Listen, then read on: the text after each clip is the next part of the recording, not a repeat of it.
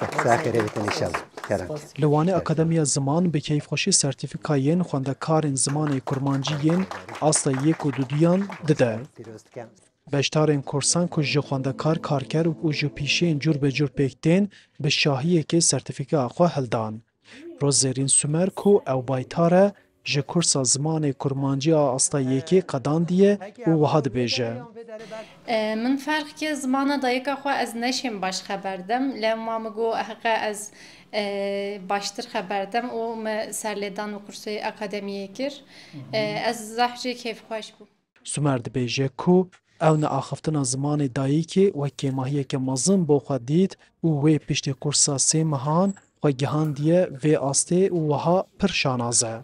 دەستپێکی دا پەیواندا گێماسیەمە هەبی من نەچە وەها باش ئیفادەکەم ئەکسپرس مایسەلف ناو نەها ئەس تشێم باشتر خەبەردەم هەڤالên لەها me yedi nas kir dema em yedi berderê kolanan dibînin em niha gelîk kirmancî xeberdan ez bû min ez bêjim ji bû min serfiraziyekê mezin bî Li Tirkiye milyonan Kurd hene û pizgirêka perwerdeya zimanê Kurdî hin ji bi awayekê şember nehatiye çareserkirin.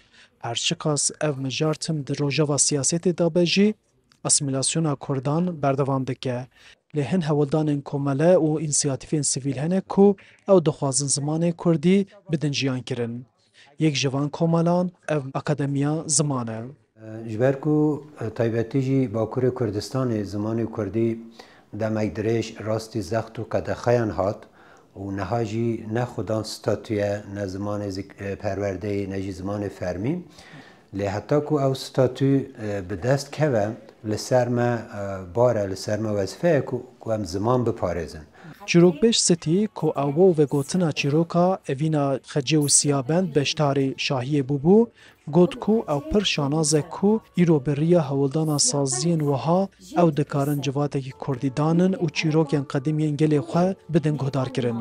Em gelek ji bo wan spasdarin û bi saya wan anha li ber guhdarwanên Kurd min çîroka xwe vegot û ev ji bo min tişteke gelek mihîm e. Yê ku Kurdî nizanin dikarin zimanê Kurdî li vir dera fêr bibin û yê hevalên din jî misal Kurdiya wan jî hebe tên li vir dera zimanên yê îngilîzî bi perwerdehiya Kurdî hîn dibin. Akademîk ku di 2021 de hatiye vekirin, li ser rojên girîngên dîroka Kurdan çalakiya li dar dixe û her wiha kursên muzîkê û di heman demê de kursên zimanê îngilîzî jî dide. Wê pirzimaniya xwe wê dewlemendiya xwe bixwe bikine derfet da ku li gel cîhanê têkiliyên baş ava bikin, xwe wan jî bidine naskirin ew jî me nas bikin hem milletê Kurd hem dîroka wî wêjeya wî ya kûr û bi qîmet bi dewlemend nas bikin. Di bername sertifika dayînê da koma heavy metal Fereç bi gîtar û stranên xwe dengbêjteha Bozdemîr jî bi kilamên dengbêjî reng da. Arif Aslan, Dengê Amerîka, Wan.